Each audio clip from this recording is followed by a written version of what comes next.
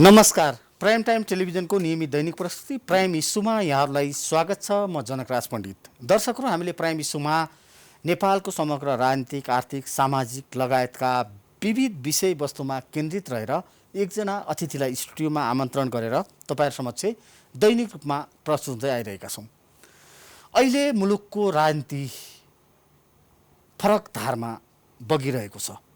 हिजोसम्मको प्रतिपक्ष आज सत्तापक्ष बनेको छ र हिजोसम्मको सत्तापक्ष आज प्रतिपक्ष बनेको छ। त्यो भन्दा नि विशेष कुरो नेपालको संविधान ट्र्याकमा आएको छ। अर्थात् निवर्तमान प्रधानमन्त्री एवं नेकपा एमालेका अध्यक्ष केपी शर्मा ओलीले दुई पटक संसद विघटन गरिसकेपछि सर्वोच्च अदालतको फैसलाले परमादेश जारी गरेसँगै नेपाली काङ्ग्रेसका सभापति शेरबहादुर देउबा संसदको पहिलो बैठक जुन दोस्रो पटक संसद पुनर्स्थापना भइसकेपछिको पहिलो बैठकबाट वा पहिलो बैठक भन्दा दोस्रो बैठकबाट मुलुकको प्रधानमन्त्रीमा विश्वासको मत लिएर आसीन भइसक्नु भएको छ।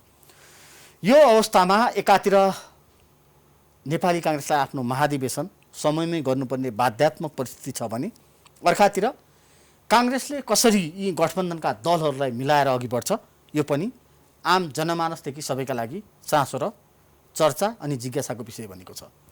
यही विषयमा कुराकानी गर्नका लागि हामीसँग नेपाली काङ्ग्रेसका नेता एवं केन्द्रीय सदस्य हुनुहुन्छ अर्जुन जोशी, जो पर्वतबाट प्रतिनिधित्व गर्नुहुन्छ। यहाँलाई स्वागत छ सर। धन्यवाद। अब काङ्ग्रेस कसरी अघि बढ्छ? अब काङ्ग्रेसको अगाडि एउटा ठुलो अवसर पनि छ, ठुलो चुनौती पनि छ। जम्मा 63 सिटको नेपाली काङ्ग्रेस आज हामी 165 सांसदको समर्थनका साथ हामी सरकारमा गइरहेको अवस्था छ। स्वाभाविक छ कि हामीप्रतिको अपेक्षा छ देशभरि। आज काङ्ग्रेस 5 वर्षसम्म त सत्तामा आउँदैन भन्ने अनुमान गरिएको थियो र हामीले पनि त्यही ढङ्गले आफ्नो तयारी गरेका थियौँ। तर बिचमै काङ्ग्रेसको जुन ढङ्गले आवश्यकता बोध गरियो, जुन ढङ्गले काङ्ग्रेसको नेतृत्वलाई स्वीकार गरियो, जुन ढङ्गले देशको बागडोर काङ्ग्रेसमाथि सुम्पियो, त्यस अर्थमा काङ्ग्रेसमाथि ठुलो एउटा चुनौती छ। जनताका बिचका जुन अपेक्षाहरू छ त्यसलाई पुरा गर्नुपर्ने छ। त्यसैले अहिलेको अवस्थामा हामी सबै राजनीतिक दलहरूलाई समेटेर तपाईँलाई अघि सुरुमा भने जस्तै डिरेल भएको मतलब लिक छोडेको बाटो छोडेको संविधानलाई हामीले चाहिँ अस्तिको निर्णयले अदालतको निर्णय लिएर हिजोको चाहिँ विश्वासको मतले अब हामीले यसलाई सही ठाउँमा ल्याएका छौँ। यसलाई चाहिँ प्रभावकारी ढङ्गले एउटा कुरा संविधानको कार्यान्वयन इमान्दारीपूर्वक लागू गर्नु छ, कार्यान्वयन गर्नु छ। अर्कोतिर चाहिँ जुन लोकतान्त्रिक पद्धति छ, मूल्य मान्यता छ, यसलाई चाहिँ ध्वस्त पारिएको थियो। यसमाथिको आम जनविश्वास भङ्ग भएको अवस्था थियो, त्यसलाई कायम गर्नु छ।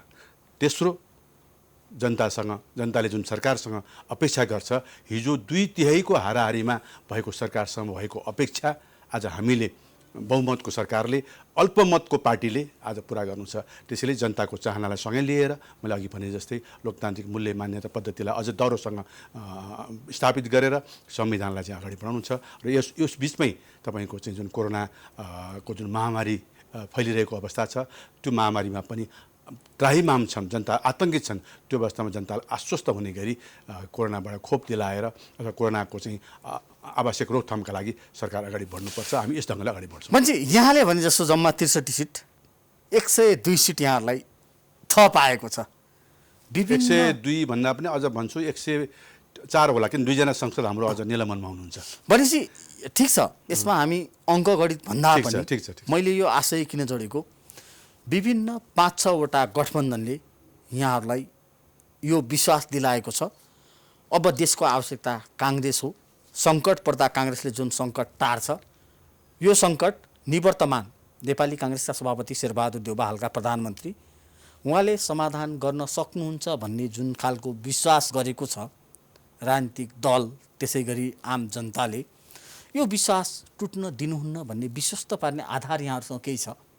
किनकि अहिलेसम्म यहाँहरूका पार्टी सभापति, हालका 5औं पटक प्रधानमन्त्री हुनुभएका शेरबहादुर देउबाका विगत हेर्ने हो भने त्यति सुखद र राम्रा छैनन्। यहाँले आफै पनि मूल्याङ्कन गर्न सक्छ, हामी सबैले मूल्याङ्कन गर्न सक्छौँ। यो अवस्थामा यहाँहरू कसरी साँच्चीकै काङ्ग्रेसलाई जुन विश्वास संसदमा भएका दलहरूले दिए त्यो विश्वासलाई कसरी व्यावहारिकतामा प्रयोग गर्न सक्नुहुन्छ?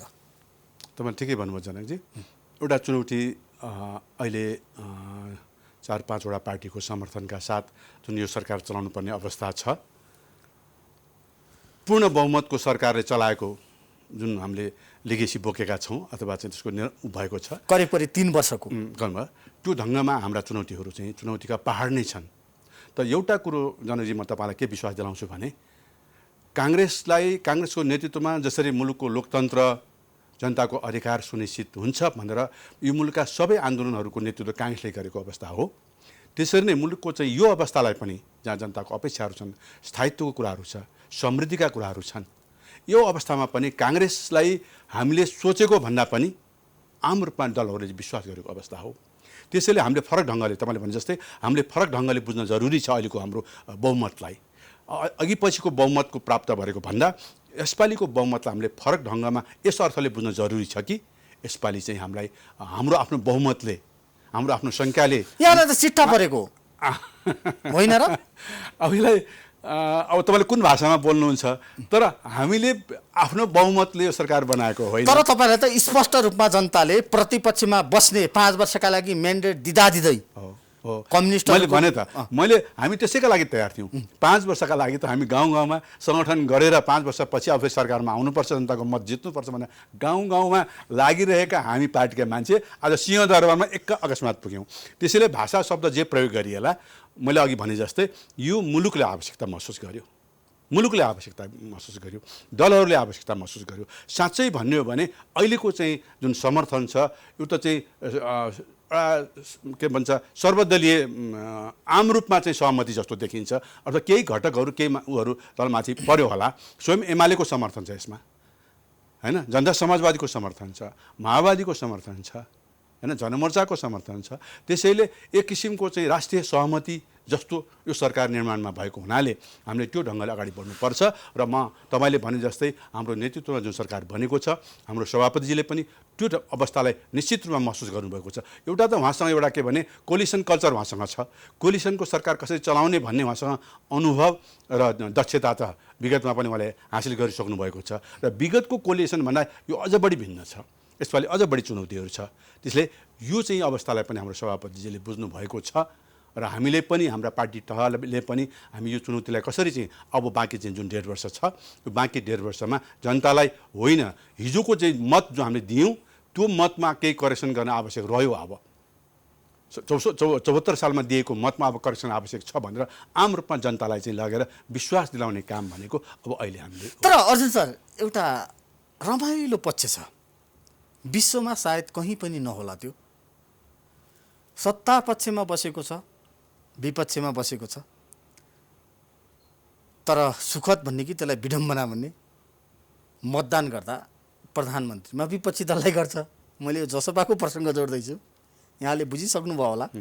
त्यसै गरी नेकपा एमाले जो तपाईँहरूको लागि निकै ठुलो चुनौती र निकै ठुलो पहाड बनेर अगाडि उभिएको छ, सायद विश्वमा यस्ता कमै परिस्थिति आउँछन्, राजनीतिक परिस्थिति, सत्ता पक्षभन्दा विपक्षी गठबन्धनको संसदमा प्रतिनिधित्व र संसद सङ्ख्या धेरै छ, तपाईँहरू गठबन्धनबाट बन्नु भएको छ।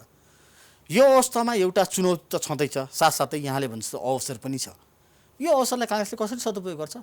मैले अघि भन्दै थिएँ जनकजी, अब यो खालको एउटा सुरुवात नै कसरी भएको छ भने 2/3 हाराहारीमा निर्माण भएको यो सरकारले त्यो सबै गुमाउँदा आफ्नै पार्टीको पनि बहुमत, आफ्नै पार्टीको पनि समर्थन गुमाउँदै गएको अवस्था, विश्वास गुमाउँदै गएको।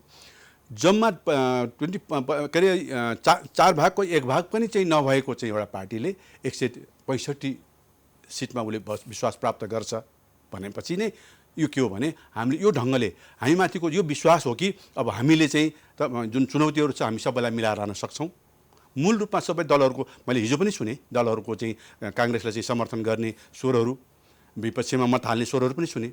तर सबैको चाहिँ विश्वास के चाहिँ अहिले ठुलो चाहिँ कुराहरू भन्दा पनि अहिले जुन संविधान डिरेल भएको थियो, संविधान चाहिँ ले आफ्नो बाटो चाहिँ भन्दा फरक ढङ्गले चाहिँ चलाउने अभ्यास भएको थियो, त्यो चलाउनु हुँदैन। अब संविधानलाई ठिक ढङ्ग संविधानको स्पिरिट अनुसार चल्नुपर्छ भन्ने नै सबैको अपेक्षा एउटा कुरो।